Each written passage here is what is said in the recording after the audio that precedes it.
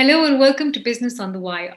A tumultuous 2020 has given way to a hopeful 2021, where vaccines are now driving the expectation that perhaps economies across the world and for India as well will begin to recover.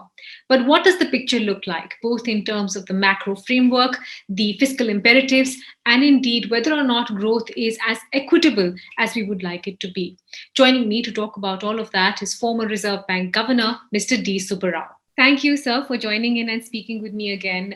Since we last spoke, much has gone down with the Indian economy and the global economy, and here we have now a rash of estimates in terms of what's happening with India's growth. You have OECD that's clocking 12.6%. At one end, you have a 10.2% from Oxford Economics. Yeah. 13.7 from Moody's at the other. How are you feeling about these sort of disparate outcomes, and how are you feeling about the way the economy has trended over the last few months? Well, one thing I must say that it's a matter of enormous relief that the recovery from the economic crisis in the wake of the pandemic has come sooner than we expected, and that the downturn has been less deep than we feared. Recall that even as recently as 6 months ago, we were talking about a contraction of the economy this fiscal year of as much as 10%, indeed 15%, according to some estimates. Now we're told that the contraction might be just about 8%, which is a matter of relief. And add to that, that the economy is going to rebound next fiscal. Like you said, the estimates vary from 10% at the lowest to about 30 to 40% at the highest. So that's, as I said, a matter of relief. But there are two important concerns. The first big concern is that, even at the end of this next fiscal year, when the economy has rebounded, we possibly grow at 12 to 13%. At the end of March 22, the output will be barely at par with the output at the beginning of the pandemic, which is March 20. Yes. So we would have lost some output on a permanent basis. And that itself is not very high. You recall that the economy was slowing even before that. We were growing at 8% 4 years ago, 7% 3 years ago, 6% 2 years ago, 4% last year. So the economy was slowing, the output had dropped. And even to reach that reduced level, it would take much beyond 22. The second concern is that it's been a very uneven recovery. We were talking about a V shape or a U shape or W shape or L shaped recovery. It now looks like it's going to be a K shaped recovery, which is that the top segment of the population experience a V shaped recovery, and the bottom segment of the population experience a reverse V shaped recovery. And that inequality is a cause for concern.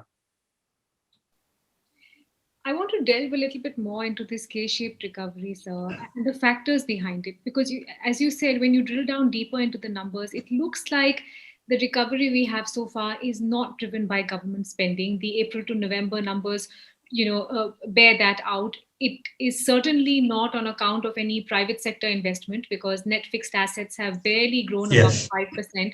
What it looks like is happening is that it's household income, which is, bolstering some of this growth, which again is counterintuitive, because you expect recovery to be led by profits rather than wages.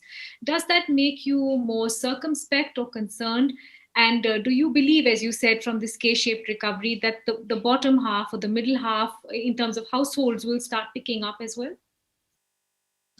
Yeah, one thing I must say that because of the fiscal stimulus or Atmanirbhar, the government support during the pandemic, during the high intensity of the pandemic in the summer and the monsoon months of last year, the rural incomes had gone up.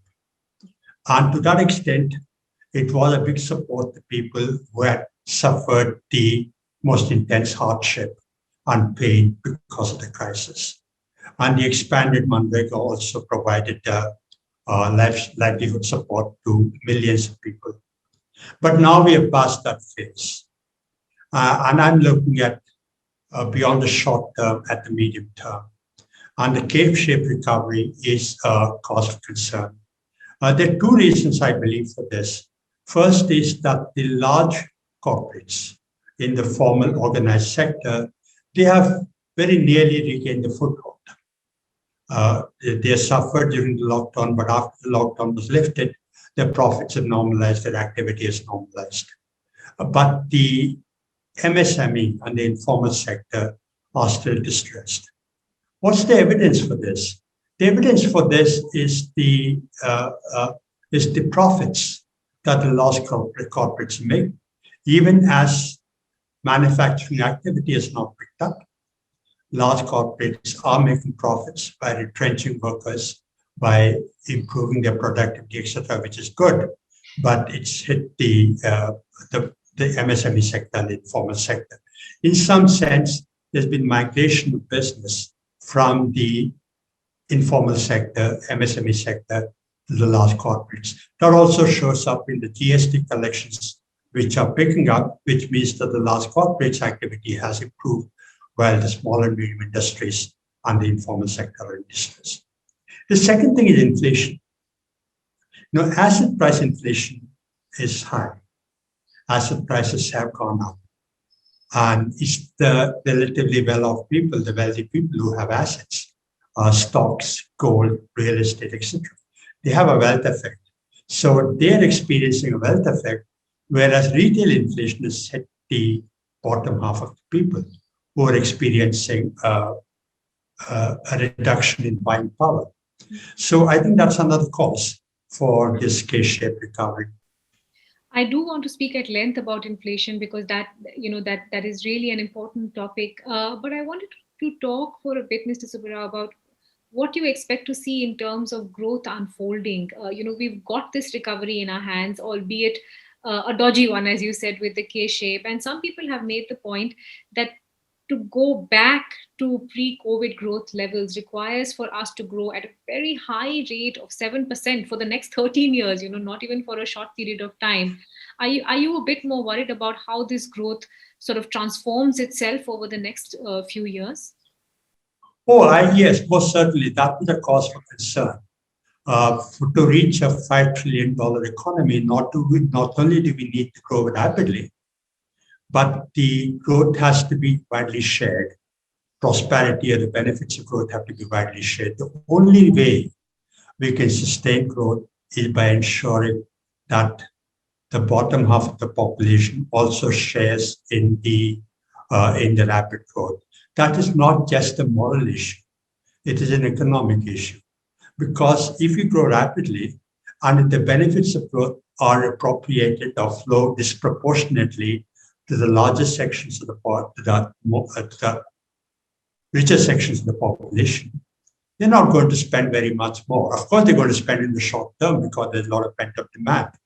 But once that pent-up demand is satisfied, they're not going to spend much more because all their needs are satisfied.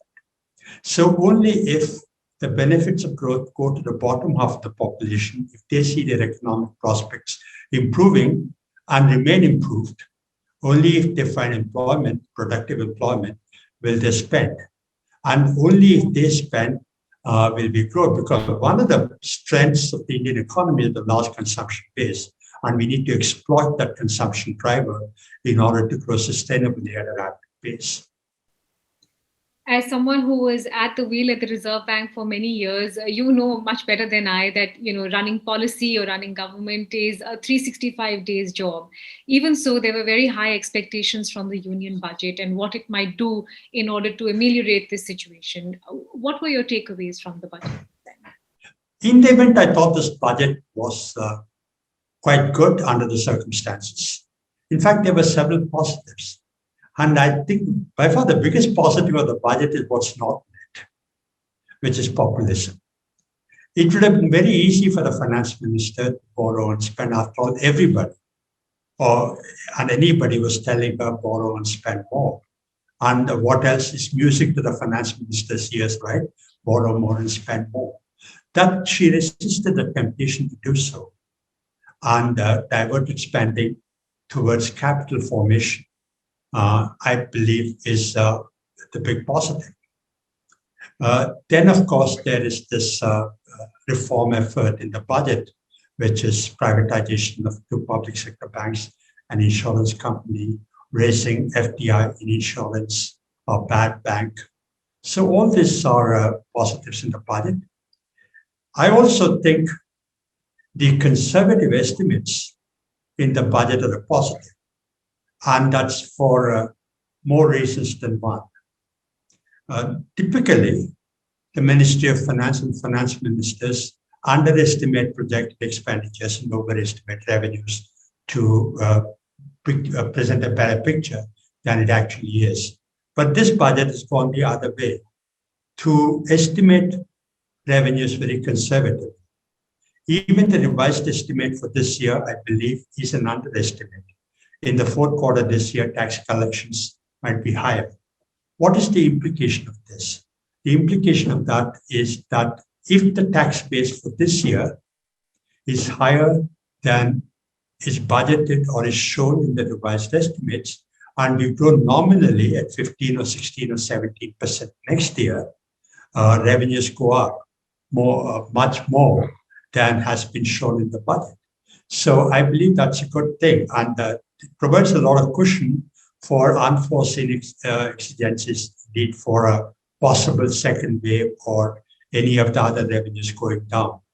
So, and the fourth positive of the budget is the transparency. For a long time, we've been used to finance ministers suppressing expenditures. Indeed, even the Modi government has shown a lot of expenditure of the budget to FCI and food subsidy, etc. So this budget has cleaned up books, brought food subsidies back on budget, paid off fertilizer subsidy areas. So the transparency is another positive. Several positives in the budget. I have a two-part question coming from that. On the fiscal deficit, which, as you said, is being read as a far more realistic figure at 6.8%, there was no explicit target set in terms of what the scale down might be. But the sense is perhaps we are moving at a 0.5% per year goal. Do you think that is achievable? And the second part of my question, sir, is the fact that while the deficit picture is realistic, what is often unrealistic, and it seemed like that in this budget as well, is the monetization expectations that the government has set out. It was a failure, to put it at that last year. And this year as well, it looks like the figures that have been set are quite lofty. Yeah, going into the budget, we must admit that the finance minister was locked into what I call an impossible trinity. There was enormous pressure on her to spend more, not raise taxes, and also to keep borrowing under check. In the event, something had to give way, and she decided to buy herself more fiscal room in order to spend more and in order to, not raise taxes. Now, the finance minister has asked for a higher fiscal deficit next year than we expected, and a slower consolidation path than originally expected. Now, next year, fiscal deficit is going to be 6.8%, which is quite high. And the fiscal consolidation path, according to the FRBI, we were supposed to hit 3% by 2024. Now it's going to be 4.5% by 2026. So the finance minister has bought herself a much larger fiscal space in the hope and expectation that all this borrowing that the government does this year, next year, and the 2 or 3 years beyond that, and invests in public infrastructure and social infrastructure like education and health, is going to improve the long-term growth potential of the country, which I think is a valid thinking, but there's lots of risks. One of the biggest risks is debt sustainability. I don't know if it's part of your question, but I think it is a big concern, which is that the debt to GDP ratio by the end of this fiscal is going to go as high as 90%. And there are estimates showing that even under the best of circumstances, it might go down only to 85 or at least at most 80% by 2024-26. On the other hand, the FRBM committee has determined that the optimal debt GDP ratio for our economy is 60%. So can the debt GDP ratio come down from 90% to 60%? That hinges very critically on growth accelerating. So that I believe is very critical for our overall fiscal situation to be sustainable. What do you think the repercussions might be, sir, of the government to debt GDP debt ratio staying that high? As you said, at this point, I think we are Yeah. amongst the highest in emerging markets, and even in 2019, we were far higher than many of our peers.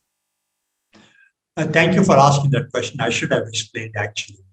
If the government keeps borrowing and piles on debt year on year, and the debt GDP ratio goes from 70 to 80 to 90%, what happens is year after year, interest payments go up.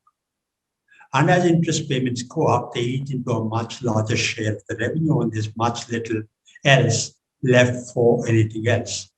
If you look at the budget numbers, you will see that interest payments are by far the largest single item of expenditure in the government budget.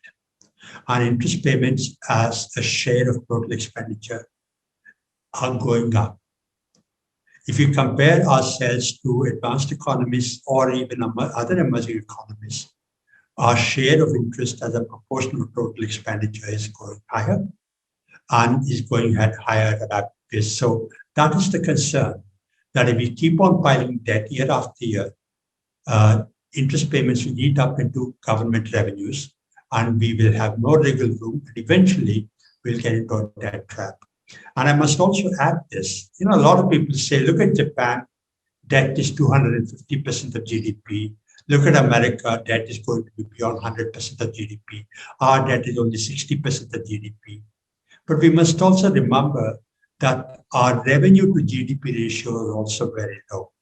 So we can get into a debt problem or indeed a debt trap at a much lower debt to GDP ratio, and we need to become very sensitive to that. All of which makes revenue raising imperatives that much more important for the government. Oh, absolutely. And in that, there's been a patchy performance, as I said earlier. There is, in any case, a large debate around privatization. That's one part of it.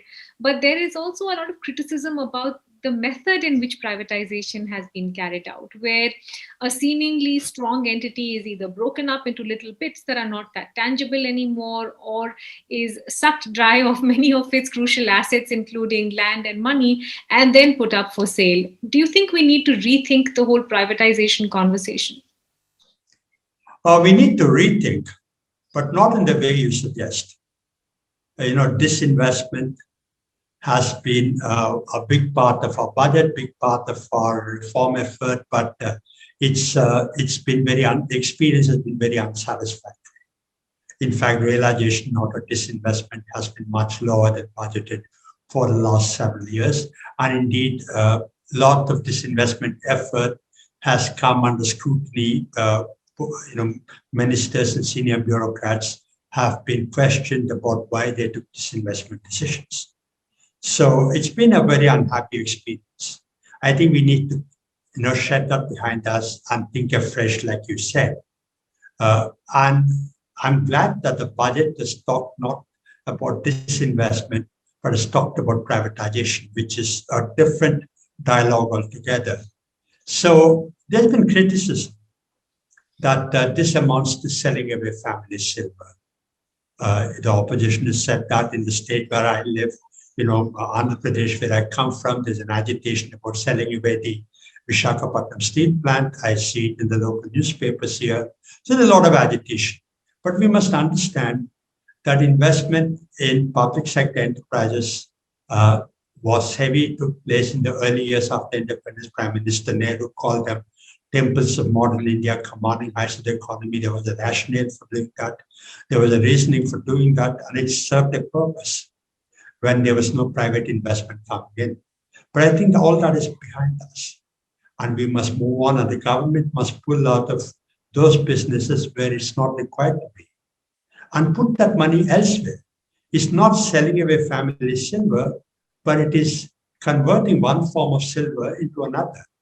Government is pulling out investment from manufacturing units, service units where it does not have to be, and investing that in physical and social infrastructure so that private investment can take off. So I think we should see this as a different type of silver rather than selling away the family silver. And that's the new dialogue of the type you're suggesting that we must have.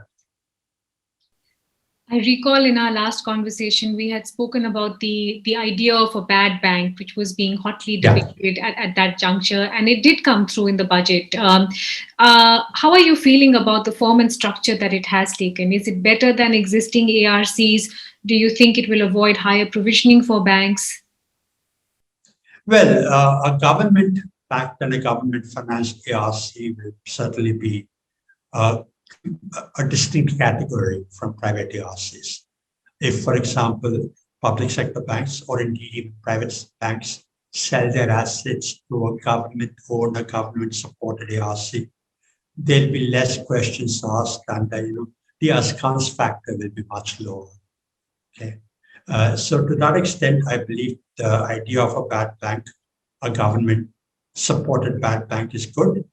And like we discussed in our last conversation, the rationale for a bad bank is really that the IBC framework, the bankruptcy framework, will be unable to cope with the load of bad loans that we will have by the time the forbearance is ended and all the true extent of bad loans has come to light. And that's going to be, as per Reserve Bank estimates, as high as 13% by the end of September this year. So the IBC framework cannot handle that. It can handle the normal load. Indeed, I believe it is already overloaded. So we need a bad bank to tackle cases in order to reduce pressure from the IBC framework. Now, about the structuring and what sort of cases it will handle, I've seen some reports, although these aren't confirmed, saying that in the first instance, the bad bank will focus on those loans which are fully provisioned. That is a good way to start with, according to our point of view. But the issue is that if those bad loans are taken off the public sector banks, there's no upside to them because they've already provided for them. And the government does not have to infuse further capital into banks. So the motivation for the government in the first instance, focusing on loans which are fully provisioned, might be that they will not have any additional burden of recapitalizing banks. But I hope that's only the first step, and that with the experience gained from this easy first step, we will move into more difficult loans where they've not been fully provisioned for. Just going back to your original observation, though, on the state of the MSMEs and the decimation that we've seen there, sir, are you worried about the quantum of the impact we may have in terms of bad loans? A, that it might be a protracted deterioration, and B, that state-owned banks, as you said, just don't have the capital buffer to absorb that. Do you think it could get worse than what the RBI indicated? Well, the RBI estimates, I think, are more or less close to what might be the reality, because the latest financial stability report of the RBI said that the NPA ratio, which is 6.5% or 7.5% September last year, will go up to 13.5% September this year. They could be, the actual reality might be slightly higher than that. Because of the forbearance now, especially to small and medium industries. So when the forbearance is ended and those loans are taken into books, they will add to the NPAs. I don't know to what extent the financial stability report has taken that into account. Then there would also be bad loans from NBFCs, the banks. But the NBFCs are another big elephant in the room. So if you put all of them together, the NPA ratio might be slightly higher than what the Reserve Bank projected, but possibly not much higher. Just like the finance minister, there is an impossible trinity at play in the system as well, Mr. Subbarao. There is, of course, growth concerns, debt concerns, and inflation has seemed to be a lingering and sticky problem over the last couple of months. All indications for this month's inflation are that it's possibly ticked higher a little bit, and this is happening in the backdrop of the central bank taking a decision about whether to rethink the inflation band, whether growth should become part of that, that target or that framework. Yeah. What are your thoughts on that, sir? Well, first on the inflation question itself and tension between growth and inflation, that's a perennial struggle for the RBI, even at the best of times. Even when the macroeconomic situation is benign, our central bank has struggled to calibrate policy to equilibrate between demands of growth and demands of inflation. That tension, that trade-off, that policy dilemma can become much sharper in crisis times, as indeed it has over the last 1 year, when the Reserve Bank has been struggling with dealing with a growth slump. At the same time, perversely, we had high inflation. Indeed, inflation was above the tolerance band of the RBI for a few months. We have come out of that situation, but not completely out of that growth. There are some spring shoots on the growth sides. Inflation has moderated to some extent, but that tension between growth and inflation persists, and the RBI will still have to navigate a very tight rope walk. I believe that core inflation is still strong, and even headline inflation is not come anywhere close to 4. It's now 4%, but as you said, there is some view that it might go up again. So both core inflation momentum is strong, headline inflation might go up. Growth recovery is not very robust yet. The RBI has to continue to balance between the demands of growth and demands of inflation. Just like parallels are drawn in terms of debt ratios for other nations, parallels are being drawn in terms of RBI and its inflation policy as well. Do you believe, though, that this should be retweaked both in terms of the band and whether or not growth should even become a part of the subject? Or do you think inflation is something the RBI must sort of hold up as a moral imperative because of its impact on every individual citizen? Now, on the first question about what should be the inflation target and what should be the band, currently the inflation target is 4%. And the band is plus or minus 2%. So the RBI and the MPC is mandated to deliver inflation between 2 and 6%, and as far as possible at the center line of that band, which is 4%. I believe that has served us quite well. And there is some speculation that the RBI's inflation target should be loosened further, that it must be raised to 5%. In order to provide more room for monetary policy to support growth. I believe that to be very inadvisable. The 4% plus or minus 2% has served us well. We don't know where the 4% has come from. Even the Ujit Patel Committee did not talk about a 4% target. All they said was that the inflation target should not exceed 6%. I believe 4% came from the fact that we benchmarked our inflation to global inflation. And if advanced economy central banks are targeting 2%, since we're an emerging economy, we give ourselves a couple of percentage points above that, and we calibrated that at 4%. Now, ideally, the inflation target should be identified in such a way that it provides maximum support to growth and employment. We know that the relationship between growth and inflation is nonlinear. If inflation is below a limit, it actually supports growth. But if inflation is above a limit, it militates against growth.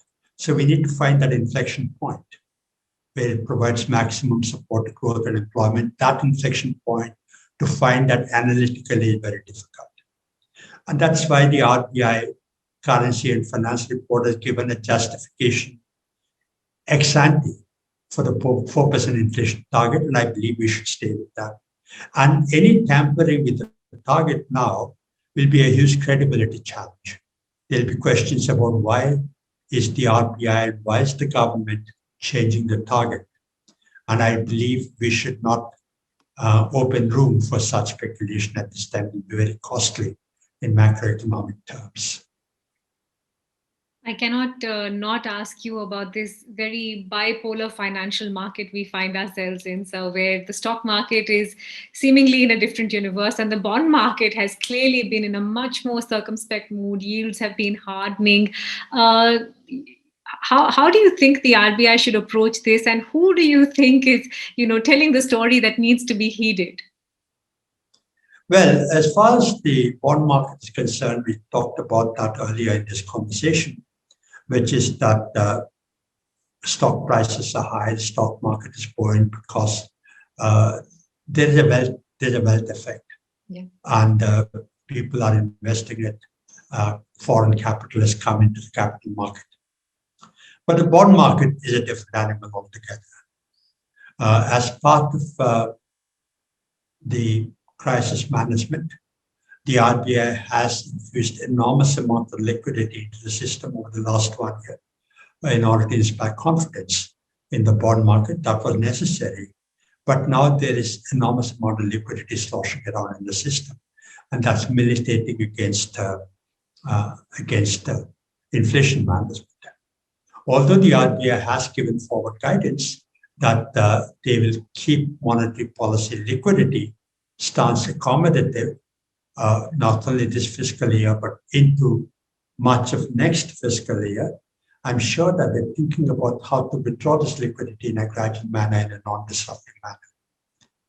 As far as debt management is concerned, which is the second part of your question, whole of last year, I'm talking about last calendar year, but this fiscal year, we were worried about whether the market will be able to finance the government's huge borrowing program.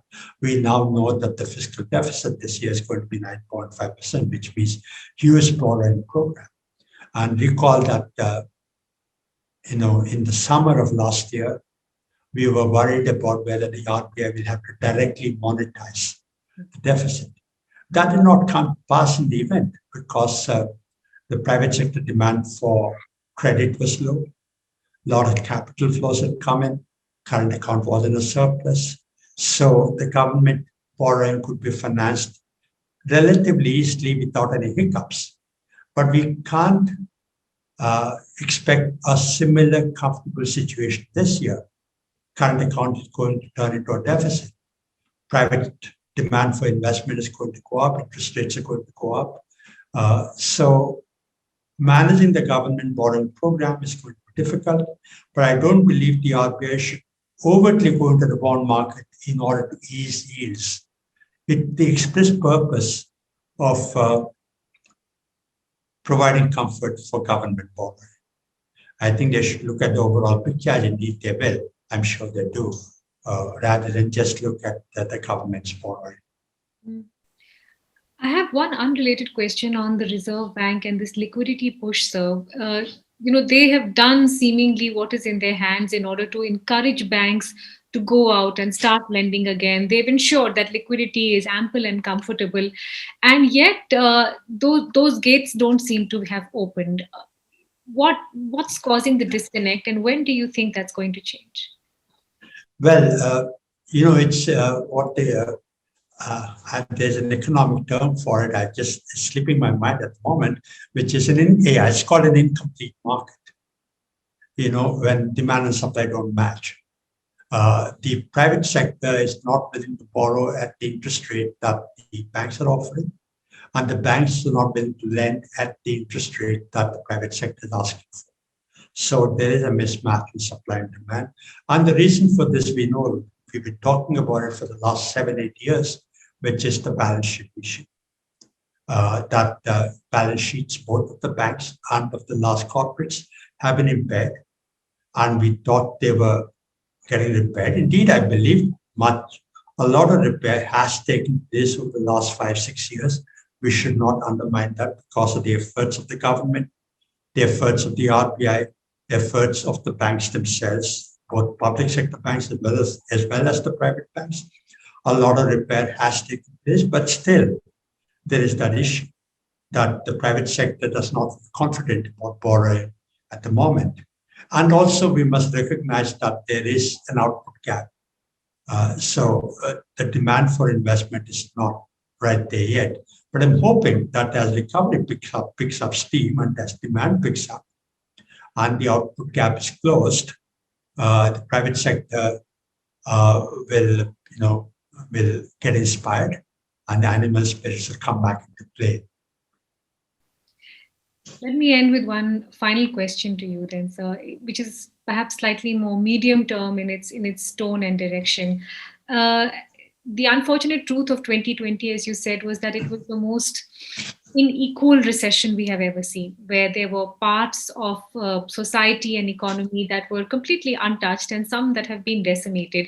This in an already extremely unequal society globally, Right. not just for us. Do you fear that that might be the lingering outcome for economies such as ours, that the gap only widens? Well, I must say, in response to your question, that inequality has been an important question, not just in emerging economies, not just in India, but everywhere. Yeah. The Trump phenomena is itself a consequence of rising inequality and what sharp divisions is causing in society, how corrosive it can be. So it's not a question unique to us. But inequality in a low-income society, a low-income community like ours, can be much more painful. Because if you look at the poor people, who are called poor people in America, they're deprived relative to the well-off people there, but they're not living at subsistence levels. Whereas poor people in our country, and indeed tens of millions of them, are virtually at subsistence levels. They don't know where their meal is going to come from next week, next month, next year, what their children's future is going to be next year and the year after that. So inequality can be a very, very sharp issue, much more than a moral issue in a society like ours. And I think we should be worried about that. And the old theory that you just concentrate on growth and rapid growth will itself take care of inequality and there'll be a trickle-down effect has been discredited. So there has to be effort to make sure that not only do we grow rapidly and the benefits of growth flow more widely, which means we must focus on employment, focus on small and medium sector, and the informal sector. And I must say that the pandemic and indeed the Trump phenomenon has opened up opportunities like you and I know, the supply chains moving out of China and the advanced economies, global supply chains looking to diversify. And another opportunity thrown up by the crisis is that, we used to talk about body shopping in the context of the Y2K, low-end software people either going to America or working from offices here, but now high-end jobs could come. What this work from home has demonstrated is that even high-end jobs could be done at home at a much lower cost. If those high-end jobs come, it's a very important opportunity for us. So what I'm trying to say is that the challenges are enormous, but there are opportunities. And the biggest opportunity is the huge consumption base that we have that we spoke about earlier. Extremely well observed. Such a pleasure, as always, speaking with you, sir. I really appreciate your time and thoughts. Thank you for taking the time out. Thank you, Mitali. Thanks for this interview. Bye. Thank you, sir. To receive instant updates on all videos from The Wire, click the subscribe button and hit the bell icon. Pay to support independent journalism. Click the link in the description and choose the amount you want to pay.